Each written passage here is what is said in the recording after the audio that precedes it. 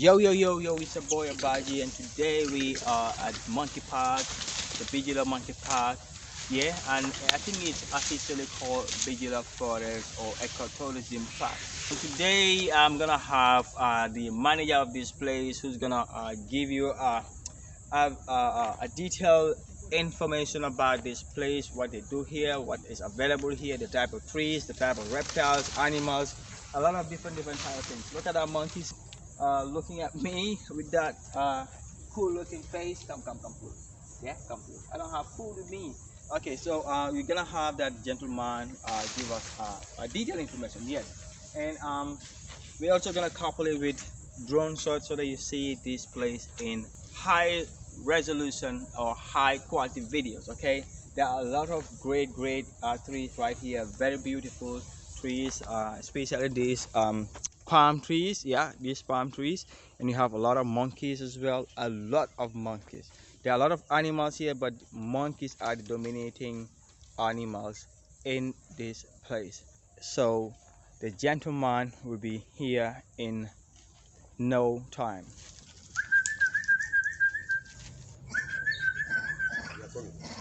So like if you want them, lot of them to be on the ground. You want them to climb on you right now? Oh? No. There's a problem because they are territorial.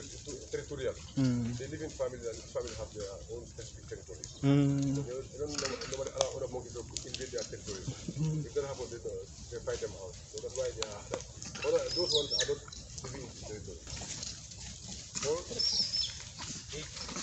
what other thing is living to be impressed? I think they are coming now.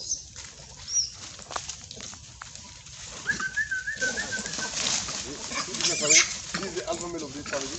I don't want to be alpha male of the other family.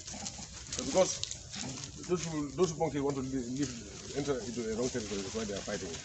Okay, good afternoon and welcome to Bijilo Forest Ecotourism Park.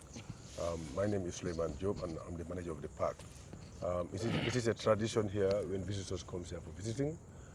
Before they embark on any activities, they receive first-hand information about the park. I will start by giving you a brief history of the park, to be followed by explaining the map to you, and I will tell you different animals we have in this park, including the monkeys, and I advise you how you will see them. And we have some number of rules and protocols that we have in place, which also I will tell you, and we expect the visitors who are coming here to also abide by these rules. So once again, welcome to the park. This is a national park and it is managed by the Department of Forestry of the Gambia under the Ministry of Environment, Forestry, Climate Change and Natural Resources. This park was established or founded in 1952 by government as national park. Later on in 1991, it was opened to the tourists as an ecotourism center by a forestry project between Gambia and Germany called the Gambia-German Forestry Project. And the project was in the Gambia between 1980 to 2004 to try to support 66 forest parks in the Gambia to develop. So this park was lucky to be among. As ecotourism park, they create trails or pathways, like you can see them. Yeah. Each trail area is represented by a color, and so we are in the red trail. This is the red trail. The red trail is about 1 kilometer, 400 meters one way. Green is the first one, is 1 kilometer. It used to be 1 kilometer, 1 kilometer, 400 meters one way, but 7.5 hectares was encouraged from the green area by this international conference center area. Yeah. And then that's why now green is a bit smaller. It's about 1 kilometer, and then if visitors want to walk the whole of green and return, it's about, it used to be 1 hour walk, but now it's between half an hour to 45 minutes walk. Green and red is half of the park, it's about 2 hours walk, and the whole park is 2.5 hours, 3 hours walk. Okay, the type of animals we have here, I will start with the monkeys briefly. We have mainly 2 different species of monkeys. We have these ones. To take this one away from me. I don't want them to urinate with me. Okay. This is the one I have to play with. Yeah. Okay, this type of monkeys you are seeing on the ground are called the green vervet monkeys. They are the most friendly monkeys. They are always on the ground and they come close to people. You see, they are climbing on us. Especially if you have food with you, they just jump and climb on you. And while they are on your shoulder, you may still continue to feed them. They will not bite or scratch you. Unlike the green monkeys, we have the red colobus monkeys. Unfortunately, for the red ones, they are not friendly to people at all, but they are not aggressive. They are just scared or shy. Why? Because many years back, we believe some people used to hunt, kill and eat them, but nobody do that now because the law doesn't allow it. They are protected, but they still remember. But 25% of the red monkeys are now friendly to people. Why are they friendly? Because they have been sharing territory with the green monkeys for a long time now, and every day they are seeing people are feeding the green monkeys, and nothing happens to them. That's why they also become friendly. So, but the 75% of them are still wild. Those ones, they never share territory with the green monkeys. So they are still wild, and they are in the trees. So the moment they see people or they heard people's voices, they start hiding, jumping in the trees and hiding. So also we have them interbreeding, like the green and red monkeys interbreeds. We have hybrids from these two different species of monkeys. This is the only park in the Gambia where you will go, you'll find two different species of animals or monkeys interbreeding. So we have the hybrids from the green and red monkeys. And then we have also nice colorful birds. We have up to 154 different species of birds. Most of the bird species we have here are Gambian species, so therefore they are native and indigenous to this park. But we have a few additional bird species that are exotic. They migrated from Europe because when in the winter time, some of the birds in Europe cannot survive there. They have to migrate to some tropical parts of Africa, including Gambia, and summertime they return. Also, we have other mammals such as African porcupines. We have mungus. We have civet cats, locally known as bambang. Bambango, we have them in this park. Unfortunately for these animals, they are nocturnal animals. This is not, meaning they do most of their activities in the night time. So they don't come in the much. They don't come out much in the daytime. So you don't expect to see them by this time. So they are nocturnal, and they do most of their activities in the night time. And we also have reptiles, including harmless, poisonous, and semi-poisonous snakes. We have monitor lizards. We have locally known as kana, bar in Wolof, kana in Mandinka, and we also have other reptiles like agama lizards, and etc. Unfortunately, too, for the reptiles, this time of the year is not a good time to see them. The best time of the year to see them is in the wet season. That is the period between July to mid-October. This is the period of the year we have most of the heavy rains. And during this, and there will be a lot of stagnant water on the ground, and this water harbors frogs and other small animals and reptiles. So these snakes come down to feed from these animals, feed on these animals. So right now the forest is very dry. They are all hibernating. So you don't expect to see the snakes. Okay. Also, we have the number of plants here. We have about 44 different plants. Trees. So when I say plant, I mean trees, shrubs, and herbs. We have them in this park. We have baobab tree, locally known as Sito in Mandinka, and the botanical name is Adansonia digitata. This is the only tree in Africa which could survive up to 4,000 years, and it's multi-purpose. As we all know, it has a lot of economic benefits. The fruits are edible. You can eat them raw when they are ripe, or you make them juice.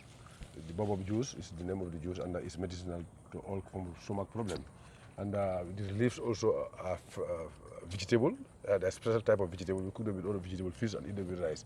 We also have highly economic tree species called keno in Mandinka, and the botanical name is Pterocarpus erinaceus. And then in English it's called African rosewood. It's very good for timber. But anything you see here is highly protected. We don't allow people to remove anything here. Even if the trees die, fall down, or they drop their parts, so we don't allow people to come and collect them. We just leave them, they decay, and turn back to the soil. Because some of the animals and birds, they nest in them. Okay, we also have plants like African mahogany, Kaya senegalensis. We have them in this park. As we all know, mahogany is a highly economic tree. And then we also have Borassus ethiopium, round palm trees. The round palm trees are the tallest palm tree in Africa, and they have, apart from the fruits which are edible, the wood is a hard wood and it's termite resistant. And in the Gambia here, we use it as a substitute to mahogany for the beams and rafters to roof our houses, because mahogany, these are round palms. Because mahogany wood is very expensive. Most of the people in the Gambia cannot afford it, so they use the round palm wood for the roof, to roof their houses. So also we have elegant guineensis, oil palm tree. We produce palm oil, and we have other fruit trees such as Pake bigelobosa neto, and we also have 3 other trees like Malacanta alnifolia yiringanya. We have Prosopis africana, that's ironwood tree, and we have Alophilus africano, that's Kunkum mahole in Mandinka, and we have Terminalia macroptera, that's Wono, and we have Parinari macrophylla, that's Tamba Euro, and we have Parinari excelsa, that's Mampato. We have them here, and we have Saba senegalensis, that's Kaba. We have Trophanthus sarmentosus dicotyledon, that's we have them in this tree, and in English it's called Trophanthus tree, and in Mandinka it's called Kunakelo.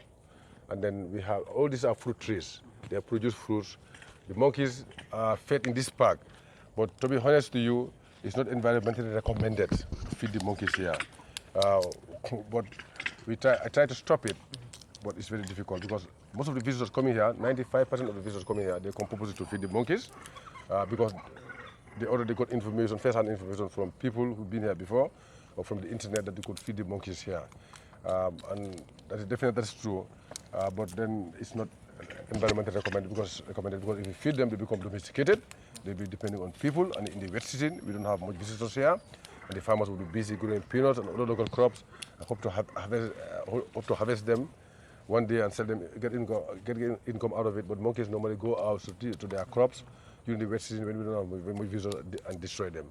The trees in the park, fruit all year round. We have a lot of fruit trees. I just name few. And they'll fruit all year round, and monkeys have enough food to feed on from these fruits. But just that people want to feed them, to attract them to them, and get fun. But then it's something which is not recommended.